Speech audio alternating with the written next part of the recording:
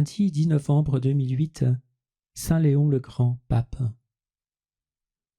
Sache que je t'ai amené ici pour une chose et une chose seulement, être le prêtre adorateur et réparateur de mon visage eucharistique. Toutes les autres choses sont secondaires et tu dois te garder libre de ce qui risquerait d'appesantir ton âme ou de te détourner du cœur de ta mission ici.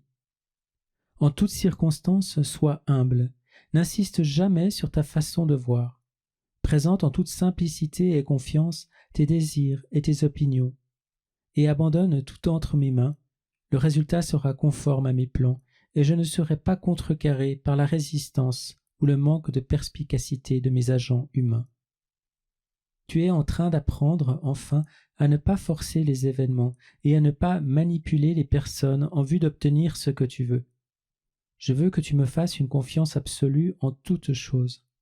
Rien n'échappe à mon attention. Tu es près de mon cœur. Ma mère veille sur toi. Elle est ton avocate et ton secours perpétuel. Viens, confiant, jusqu'à elle avec tes doutes, tes soucis et tes peurs. La confiance en son cœur maternel n'est jamais vaine. Elle ne te décevra jamais. Ce qui est arrivé au père N est une réponse à tes prières pour lui. Il s'agit d'une intervention de mon amour miséricordieux. Continue de prier pour lui. Il sortira de cette épreuve purifié et affermi dans ma grâce. Tu fais bien de prier pour mon bon serviteur, ton père, le pape Benoît XVI. Il a grand besoin de ta prière. Il n'est pas entièrement libre de mettre en œuvre certaines décisions qu'il a déjà prises dans son cœur. Prie pour que les obstacles qui l'environnent soient enlevés et qu'il trouve des collaborateurs loyaux, purs et sincères. Oui, j'ai placé dans ton cœur le désir d'une vie plus cachée, retirée du tumulte et des activités du monde, afin que tu t'offres à moi en adoration et réparation pour tes frères prêtres. La chose essentielle est de te présenter devant moi en portant les péchés et les trahisons de tes frères prêtres, et de les exposer à la lumière de ma face et au feu de mon sacré cœur. Présente-toi devant moi, affligé de tes péchés et de ceux de tes frères prêtres, et en même temps avec une immense confiance en mon amour pour chacun d'entre vous.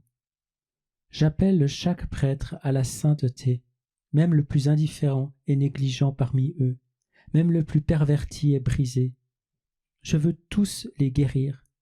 Je désire qu'ils deviennent des saints, de lumineux trophées de mon amour miséricordieux, dignes d'être présentés à mon Père. Il n'y a pas un seul prêtre qui ne soit appelé à la sainteté. Présente-toi devant moi en portant tous les avilissements de l'état sacerdotal, toutes les trahisons, tous les secrets sombres et vicieux, et je ferai lever la lumière de mon visage eucharistique sur toi pour mes pauvres prêtres pécheurs ayant besoin de ma miséricorde, de mon amour guérisseur et de mon amitié. Représente-les devant moi et je les représenterai devant mon Père. Ma mère est à tes côtés en cette œuvre de réparation pour ses fils prêtres. Constamment, elle plaide en leur faveur. Elle est la grande médiatrice qui se tient, les mains levées, faisant appel à mon cœur transpercé pour ses enfants. Elle t'a choisi, afin que tu participes à cette œuvre qui est sienne, que tu intercèdes avec elle, et qu'en union avec son cœur douloureux et immaculé, tu obtiennes d'abondantes grâces pour ces pauvres prêtres qui en ont le plus besoin. Et après avoir demandé au Seigneur une prière à cette intention, Seigneur Jésus-Christ, prêtre et victime, agneau sans défaut et sans tache, je viens devant ta face, chargé des péchés et des trahisons de mes frères prêtres, et du fardeau de mes propres péchés et infidélités. Permets-moi de représenter ces prêtres qui ont le plus besoin de ta miséricorde. Pour eux, laisse-moi demeurer devant ton visage eucharistique, près de ton cœur ouvert. Par le cœur douloureux et immaculé de ta mère, avocate et médiatrice de toute grâce, répands sur tous les prêtres de ton Église ce torrent de miséricorde qui ne cesse de couler de ton cœur, pour les purifier et les guérir, pour les sanctifier et les renouveler, et pour qu'à l'heure de leur mort, ils soient rendus dignes de te rejoindre devant le Père, dans le lieu saint céleste au-delà du voile. Amen. Mercredi 12 novembre 2008. Sache que je t'ai amené ici pour te détacher de beaucoup de choses qui étaient autant d'obstacles à l'accomplissement de mon plan sur toi. Il fallait que tu sois libéré de ton contexte de vie, en vue d'un nouveau départ ici. C'était ma volonté à ton sujet, et vois, je l'ai accomplie. Continue de me faire confiance en toutes circonstances et en chaque chose, grande ou petite. Je ne t'abandonnerai pas. Je t'ai donné l'amitié de mon cœur eucharistique, et dans ce cœur tu ne manqueras de rien. Vis donc dans la cavité de mon côté ouvert comme dans un tabernacle, et cherche à entrer dans mon cœur des cœurs. Là le Père t'attend.